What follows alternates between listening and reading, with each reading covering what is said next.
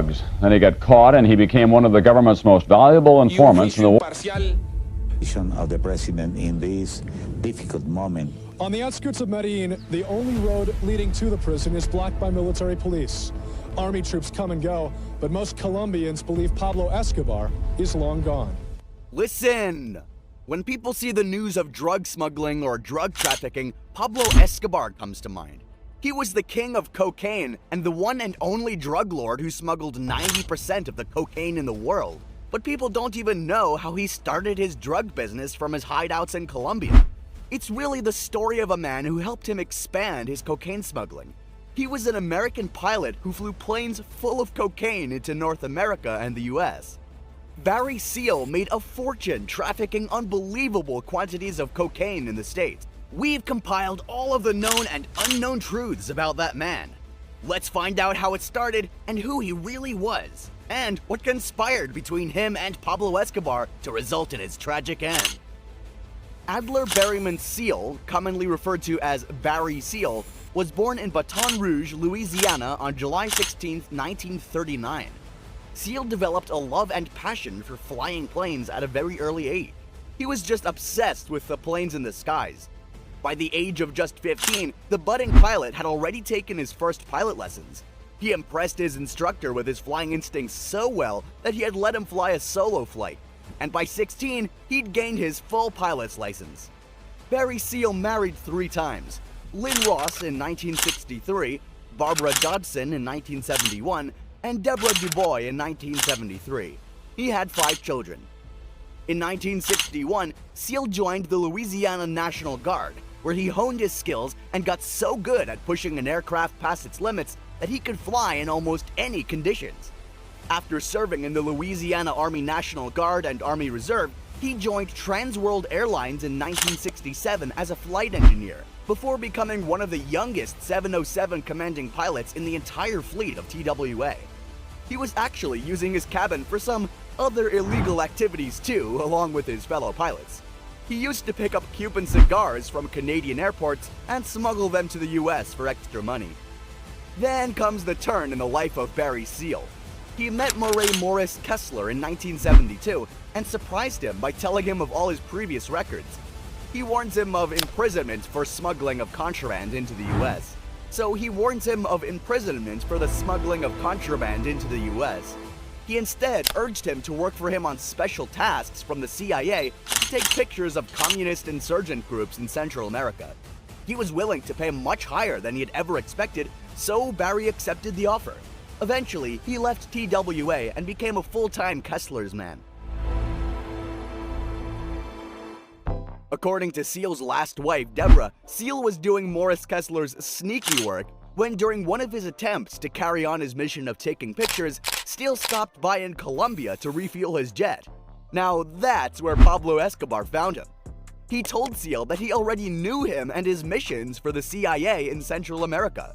He desperately threatened and blackmailed him that he'd hand him over to communist guerrillas of El Salvador and Honduras if he refused to do his work. At that moment, Seal was left with no choice except to do his work to smuggle the cocaine into the US.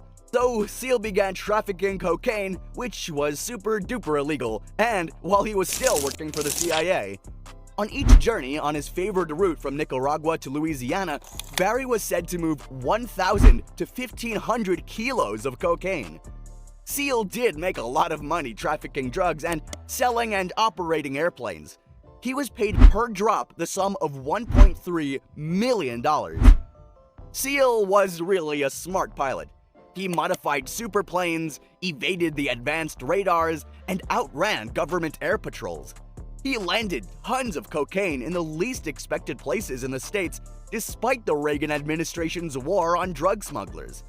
He was arrested one time in Colombia from Pablo's home and came into the sight of the agency, but the CIA helped release him from the Colombian prison and changed his mission to transport guns to the freedom fighters, or Contras, in Nicaragua, where the communists were getting power fast. He agreed and started their new assignment. And then he was again contacted by Pablo's Medellin cartel members to do his work too. So while dealing with the cartel, Seal never even mentioned his real name to them, and rather, people like Pablo Escobar would know him and refer to him as El Gordo, meaning the fat man. Seal was promoted and moved his smuggling operations from Baton Rouge to Mena in Arkansas. By the time he moved to Mena, Seal was not even working solo anymore. In fact, over 60 people were working for him. The technologies they used to communicate with each other were all highly advanced and included ultra-high frequency radios with scramblers, pocket-sized encoders for telephones, and high-frequency satellite communication devices like those used on Air Force B-52s. But this would all catch up to him eventually. His unpredictable increase in wealth made the authorities suspect something. They were curious that he wasn't doing any documented jobs or business, so where's he pulling the money from? The DEA, Drug Enforcement Agency, and FBI started to keep him in sight. When they decided to start collecting information on him and his family, they wiretapped his phone. And after investigations, they got him doing cocaine trafficking for the Medellin cartel. So, by 1983, Seal had flown over 100 flights carrying tons of cocaine worth $3 billion to $5 billion. And now, the DEA and FBI, with all of their homework done, came in and arrested him in Florida while he was attempting to smuggle another 200,000 phony Quaalude pills. The next year, in 1984, in the trial, Seal admitted the crimes he had committed throughout the years. However, he was charged with only 10 years in prison. Facing a heavy sentence and worrying about his career as a pilot, Seal decided to appeal the decision by contacting the Vice President's Drug Task Force, a special program in the office of then Vice President George Bush. According to an FBI agent, the criminal not only was desperate to avoid time in jail, but also offered to give the names of people involved in the crimes in order to discount his own penalty. It was his desperation that led him to Washington, where he met them and they sent him to the DEA. There, he promised them to give them Pablo Escobar and evidence against the Medellin cartel.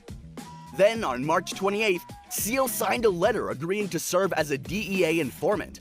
He then pleaded guilty to the second indictment in Florida and was released, with his sentence to depend on his performance as an informant.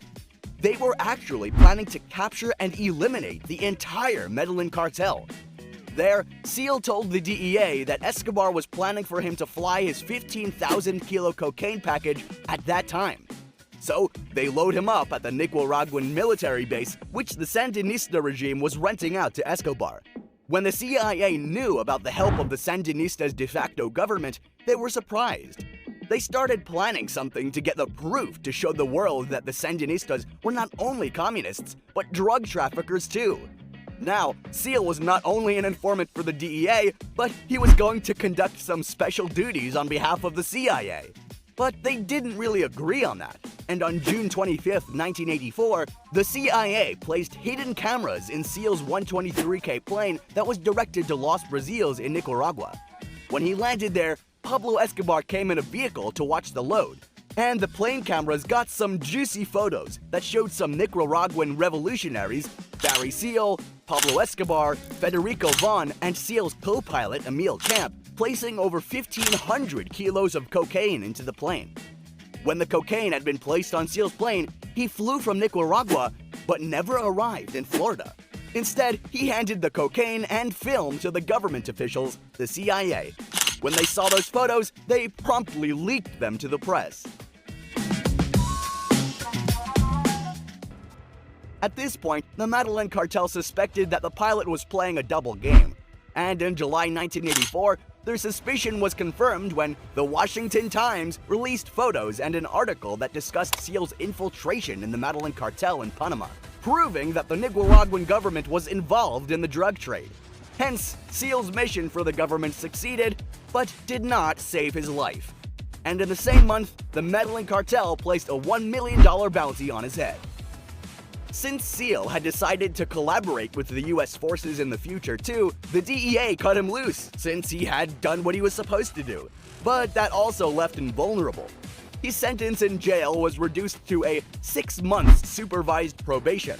However, he was obliged to spend every night from 6 p.m. to 6 a.m. at the Salvation Army Center in Baton Rouge, despite the Medellin cartel's million-dollar bounty on his head. On January 24, 1986, the judge forbade him from carrying a gun in his court trial for drug smuggling. And after some weeks, a gang of Colombian men crossed into the US and headed towards Louisiana. It was February 19th of 1986 when Seal stopped his car in the parking bay outside the Salvation Army Center, and when he was about to open his car door, two hitmen walked over to him and opened fire. Seal instantly met his fateful end after receiving the deadly ends of 6 bullets. He had disregarded his own safety and compromised his life after exposing the cartel, so he did not see the end of that 6-month sentence. At the time of his death, his net worth was proposed to be about $60 million, but instead, after he had been arrested, his properties were all foreclosed by the government, and his family was left with almost nothing compared to this huge amount. Reports about the shooters pointed to Colombian men hired by Ochoa from Pablo Escobar's Medellin cartel.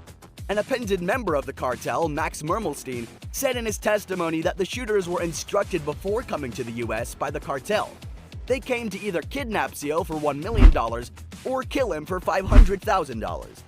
And seems like they took the easy way out instead of trying to smuggle him out. Pablo Escobar evaded justice for another 7 years, but was eventually gunned down on a rooftop barefooted. Justice somewhat prevailed. Thanks for watching. See you again in the next video with an even better story. Don't forget to leave a like and a comment about what you think about the story, and predict what we're gonna do for the next one. See you next time.